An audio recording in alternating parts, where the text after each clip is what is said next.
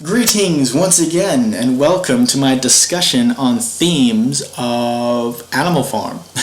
Now, the first theme I have here today is memory. Now, memory is an important theme in the text, and we can see that the memory of the animals is constantly being challenged, namely by Squealer, who every so often informs them of a development regarding Snowball's agenda on the farm before he was expelled. Now, Squealer often badmouths Snowball and accuses him of all these things he didn't do, such as orchestrating the Battle of the Cowshed, destroying their windmill, and being in league with the humans, all of which the animals believe simply because their memory is failing them, and new memories are being imposed upon them by a superior force. Now, in that way, memory is no longer permitted to be a subjective thing. It's objective. Everyone has to have the same memories. Every animal has to know that Snowball is bad, for example. I feel like that's what the text is trying to tell us.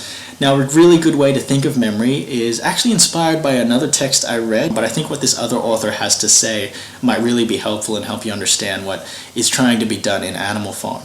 Now, the author's name is Julian Barnes, and in his novel Sense of an Ending, he writes, "History is that certainty produced at the point where the imperfections of memory meet the inadequacies of documentation." Now, another quote is, "History isn't the lies of the victors, it's more the memories of the survivors, most of whom are neither victorious or defeated."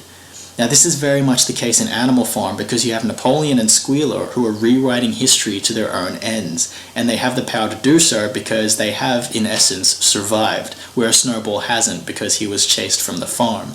And similarly, in that first quote, it captures that idea that both memory and documentation are imperfect things, so history is a way to make up for that.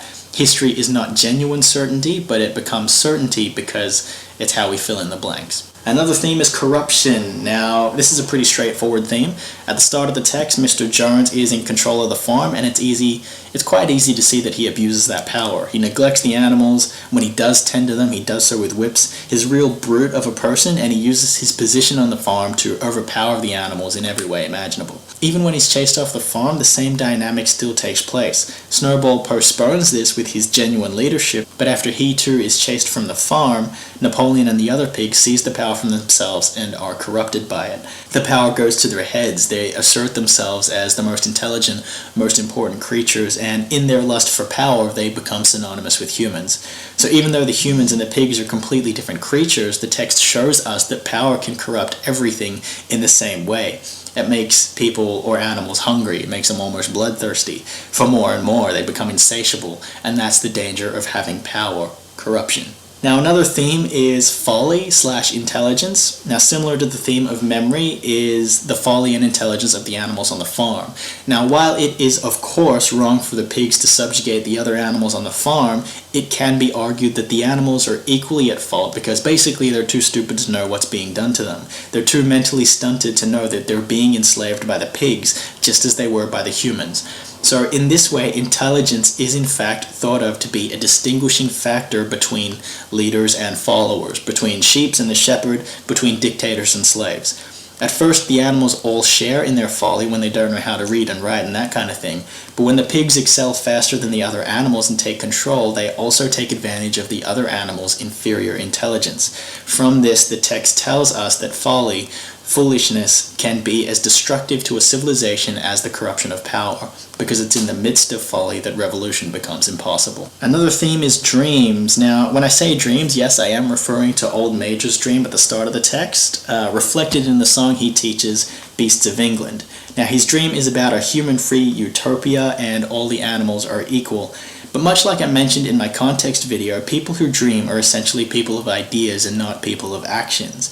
While the dream is a nice idea and inspires all the animals, nothing really comes of it. And that's because ideas are usurped by actions. Dreams are usurped by actual activity. Snowball and Major, both characters of ideas, are usurped and overthrown by Napoleon, who is a character of action. So what do you think that tells us about dreams? It tells us the dreams, as wonderful as they can be, are merely starting points. But revolution, rebellion, a human-free utopia, whatever the goal is, it is contingent on actions, not dreams. And the sad truth is that sometimes it's the bad people, the selfish people, that act while the good people are busying themselves with dreams and aspirations. Come to think of it, dreams can be thought of as quite destructive too. The text as a whole seems to criticize those naive notions that we all have. Because history tells us that countries aren't always run by the naive, but they're run by the go-getters. They're controlled by the doers. You can also think all of these things about another theme by a different name, which is totalitarianism versus democracy. Now another theme is propaganda. Now the biggest representation of propaganda in the text is, of course, Squealer. He is a symbol for the press, the media, the mouthpiece for all things going on in the world. And Squealer is a good example of how the media, how propaganda can be used to deceive the population and be used as a means of manipulation. Now, as mentioned before, Squealer is often rewriting history in order to fortify the animal's commitment to Napoleon, but in order to do so, he needs to resort to converting the masses through propaganda. Now, for those of you who don't know, Google will inform you that propaganda is biased information or information of a misleading nature that is publicized and imposed upon others in order to promote a political cause. Now, in the text, this cause is, like I said, to make a villain out of Snowball while simultaneously portraying their violent dictator to be a compassionate and humble leader. The text is an exhibit of how propaganda can be used as a weapon. It really shows the power of words over the power of actions, which is contrary to a few of the other things I've said in this video, but there's a reason for that. Do you know what makes propaganda different to dreams? Because propaganda is always backed up by actions. The propaganda merely gives context to actions, whereas dreams are simply dreams.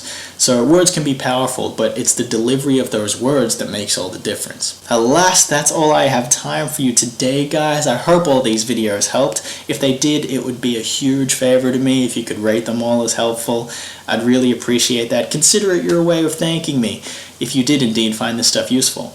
In any case, what I hope to have done for today is at least give you a starting point for studying Animal Farm and putting together some excellent quality essays that will get you those high marks you want. If I've done at least that, I can walk away happy. I know there's a bunch of content that I would not have covered, that I could never have been able to cover in these short videos, but I hope I got you started.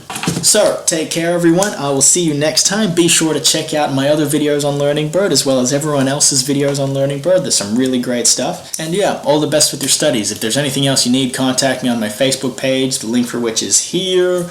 And yeah, I'll see you next time. Take care. Enjoy.